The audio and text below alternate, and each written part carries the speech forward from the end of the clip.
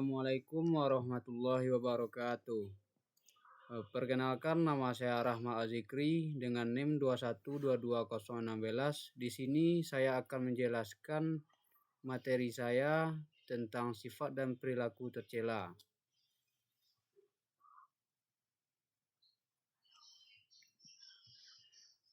Di sini terdapat 4 topik pembahasan yang akan dibahas. Yang pertama yaitu ananiah, yang kedua putus asa, yang ketiga gadab, yang keempat tamak. Baiklah, materi yang pertama yaitu ananiah. Pertama, pengertian ananiah. Menurut bahasa ana yang artinya saya atau aku. Menurut istilah yaitu sifat seseorang menilai sesuatu berdasarkan kepentingan pribadi sehingga mengabaikan kepentingan orang lain, atau biasa kita kenal dengan egois. Selanjutnya yaitu bentuk-bentuk ananiah. Bentuk-bentuk ananiah dalam kehidupan sehari-hari seperti selalu ingin menang dalam pembicaraan bersama teman, kurang menghargai pendapat orang lain, menonjolkan kemampuan dirinya di hadapan orang lain, sulit menerima saran, kritik, atau ide-ide orang lain, dan ingin selalu dihormati dan dihargai karena lebih kuasa. Dampak negatif dari ananiah itu yang pertama itu tidak disukai dalam pergaulan, yang kedua menurunkan martabat, yang ketiga terisolir dari pergaulan, yang keempat itu menimbulkan permusuhan. Selanjutnya yaitu cara menghindari sikap ananiah. Yang pertama yaitu berusaha untuk mengendalikan diri, tidak ingin selalu menang dalam pembicaraan maupun perdebatan, tidak merasa paling atau super di antara orang lain, belajar untuk menghargai pendapat orang lain, dan sadar bahwa manusia tidak berarti tanpa orang lain. Materi selanjutnya yaitu putus asa. Yang pertama itu pengertian putus asa. Menurut bahasa asa yang artinya harapan, menurut istilah itu putus asa artinya seseorang merasa tidak mempunyai harapan kembali. Sikap-sikap putus asa yang pertama itu suka menyendiri, yang kedua mudah terpancing emosi atau tersinggung, yang ketiga malas dan hidup tidak bergairah, yang keempat yaitu tidak semangat dan tidak memiliki motivasi.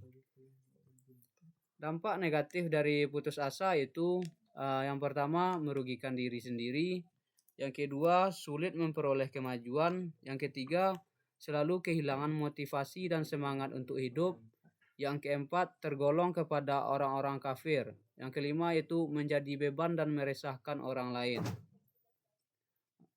Selanjutnya cara menghindari putus asa. Cara menghindari putus asa itu yang pertama itu berusaha untuk dekat dengan Allah, yang kedua mengambil pelajaran dari orang-orang yang gagal, yang ketiga melihat orang yang lebih kekurangan dari kita, yang keempat mensyukuri semua nikmat Allah Subhanahu wa taala yang telah ia terima dan rasakan. Dan yang terakhir yaitu optimis bahwa segala sesuatu bisa diraih dengan kemauan yang keras dan bersungguh dalam meraihnya. Selanjutnya itu masuk kepada gadab. Yang pertama pengertian gadab. Gadab secara bahasa berasal dari bahasa Arab yang berarti marah. Secara istilah, gadab adalah luapan emosi yang tidak terkendali karena menghadapi sesuatu yang tidak disenangi, baik berupa perkataan maupun perbuatan. Masuk kepada tingkatan marah pada manusia. Tingkatan marah pada manusia yang pertama itu tingkatan rendah. Itu sikapnya tidak kelihatan marah sehingga orang lain merasa sulit menilai karena gejolak marahnya itu tertutupi dan itu bersifat lebih tenang. Yang kedua yaitu tingkatan sedang. Itu sikap marahnya itu kelihatan tetapi masih bisa dikendalikan oleh akal. Yang ketiga yaitu sikap marahnya ini cepat kali kelihatan karena marahnya biasa terlalu berlebihan. Masalah kecil itu bisa menjadikan mudah tersinggung. Marah yang seperti inilah amarah yang paling buruk dan tidak baik karena memang sulit dikendalikan. Masuk kepada dampak negatif gadab. Akibat buruk dari sikap marah antara lain, yaitu yang pertama, tidak dapat berpikir tenang dalam menghadapi permasalahan. Yang kedua, tidak dapat menyelesaikan permasalahan secara baik berdasarkan pertimbangan pikiran sehat. Yang ketiga, jika sering terjadi, dapat menimbulkan tekanan darah tinggi yang membahayakan kesehatan jasmani dan rohani. Yang keempat, jika gadab dapat menimbulkan kecewaan atau sakit hati orang lain. Yang terakhir itu dapat menimbulkan kerugian materi jika disertai dengan perbuatan anarkis. Cara menghindari gadab, yang pertama itu menyadari setiap orang pasti berbuat salah dan dirinya juga pernah berbuat salah kepada orang lain. Yang kedua, menyadari bahwa marah tidak dapat menyelesaikan masalah secara baik. Yang ketiga, marah tidak disukai dalam pergaulan. Yang keempat itu banyak beristighfar. Yang kelima, jika sedang marah, maka segera ambil wudhu. Yang keenam itu mencoba berpikir positif bahwa marah itu tidak baik. Masuk kepada materi selanjutnya yaitu tamak. Pengertian tamak. Tamak berasal dari bahasa Arab yang berarti rakus. Secara istilah, tamak berarti terlampau besar nafsunya terhadap keduniaan. Misalnya terhadap kekayaan harta benda. Dan orang yang tamak biasanya akan menggunakan berbagai cara untuk memenuhi keinginannya, hanya mementingkan dunia dan dirinya sendiri.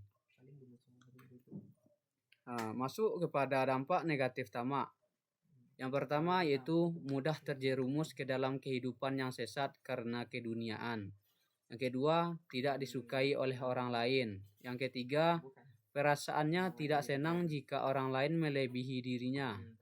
Yang keempat itu jauh dari petunjuk agama karena waktunya habis untuk memikirkan harta. Masuk kepada cara menghindari tamak. Yang pertama yaitu hendaknya menyadari bahwa dunia dan seisinya hanyalah ujian semata. Yang kedua, memperhatikan kehidupan orang yang di bawah kita agar selalu mensyukuri nikmat dari Allah Subhanahu wa taala. Yang ketiga, banyak bersyukur atas semua nikmat yang diberikan Allah Subhanahu wa taala. Dan yang keempat itu memandang harta benda bukan tujuan akhir dari kehidupan manusia, akan tetapi harta benda sebagai alat untuk kita pergunakan sesuai apa yang diperintahkan Allah. Misalnya digunakan untuk bersedekah. Dengan bersedekah dapat mengikis sifat tamak yang ada pada diri manusia. Sekian yang dapat saya sampaikan. Kalau ada salah dan janggal, saya mohon maaf. Wabillahi taufik wal hidayah. Wassalamualaikum warahmatullahi wabarakatuh.